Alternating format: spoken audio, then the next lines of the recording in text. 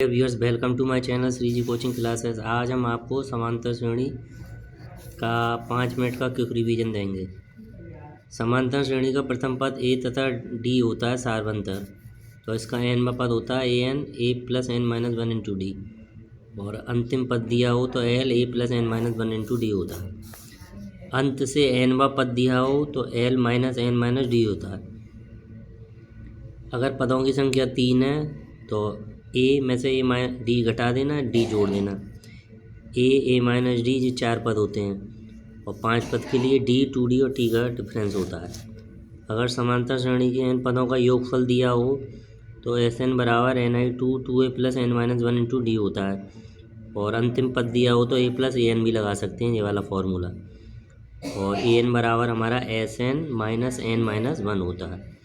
अगर A B C समांतर श्रेणी में तो बी ए बी का समांतर माध्य है, तो बी बराबर ए प्लस सी अपॉन 2 होता है। तो आज हम आपको शॉर्ट क्वेश्चन कराएंगे कि तीस समांतर श्रेणी का 17वां पद। तो 17वां पद हो गया हमारा, एक पद कम लिखते हैं 17 में, और 10वें पद में 7 का डिफरेंस है, तो ए प्लस 16 डी माइनस ए प्लस 9 डी बराबर 7, तो डी निकल आएगा इससे। समांतर श्रेणी का प्रथम और सारवंतर यानी कि ए और डी दे रखा है, तो इसमें हमसे 4 पद पूछे हैं, तो 4 पद a plus d a plus 2d a plus 3d लगाकर आप निकाल लेंगे आसानी से। समांतर श्रेणी का मध्य पद ज्ञात कीजिए। तो इस क्वेश्चन को आप अच्छे से कर लें, ये इंपॉर्टेंट क्वेश्चन है। तो पहले तो समांतर श्रेणी देख लीजिए।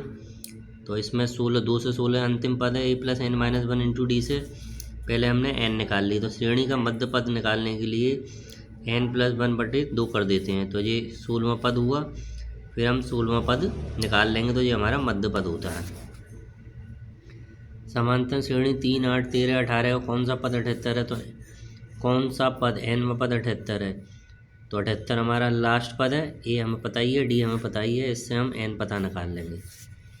समांतर श्रेणी 21 में कौन सा पद और कौन सा पद एन पता करना है? तो डी वाला a plus n minus one into d वाला फॉर्मूला लगाकर और ए एन 0 रख के आप आसानी से कर सकते हो। उस समांतर श्रेणी का 31वां पद ज्ञात कीजिए जिसका 11वां पद 38 और 16वां पद 73 है। तो हमने अभी आपको बताया था 11 है तो एक कम पद करके कर देना, और 16 है तो 15वां पद कर देना। दोनों इक्वेशन बनाकर ए और डी निकाल लेना और वैल्यू पुट कर देना। 2 अंकों से वाली विभाज्य संख्या 3, तो 3 की टेबल में 3 चौक 3 पंजे 18 और लास्ट पद 99 है, तो इससे हम एन निकाल लेंगे।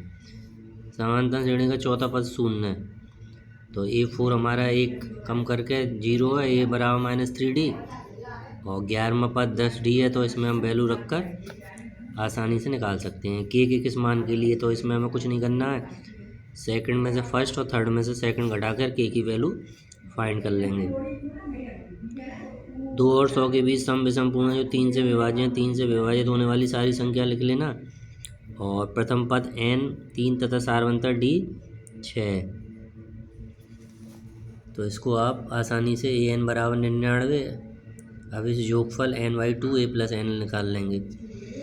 इसमें हमारा प्रथम पद 5, अंतिम पद 45 और योग इतना है, तो ए 5 एल और ए एन हमारा एक ही होता है, तो एस एन बराबर n/2 ए प्लस एल फॉर्मूला लगाकर निकाल लेंगे एल।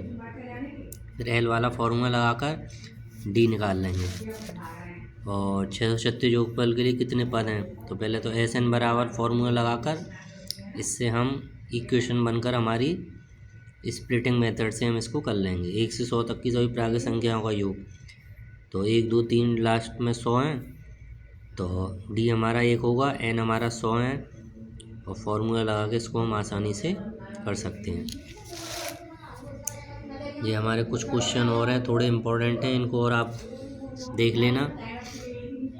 और 207 को ऐसे तीनों भागों में विभाजित किए। समांतर श्रेणी में छोटे भाग का गुणनफल, तो देखिए 3 भाग a minus d a plus d हो गया, योगफल हो गया हमारा 207, ए आ गया। गुणनफल हमारा ए और ए माइनस डी का करा है, क्योंकि 2 छोटे भाग हमारे ए और ए माइनस डी हैं, तो इससे हमारा डी निकल जाएगा। 3 अंकों वाली संख्या 7 से विभाजित, 7 का डिवाइड वाली लास्ट वाली संख्या देख लेना, और इस तरीके से आप, ये हमने आपको सारे लघु उत्तरीय प्रश्न जो थे 5 मिनट के क्विक रिवीजन में बता दिए हैं। और लॉन्ग क्वेश्चन के लिए हम आपको अलग से सेपरेट वीडियो बना देंगे। Thank you very much.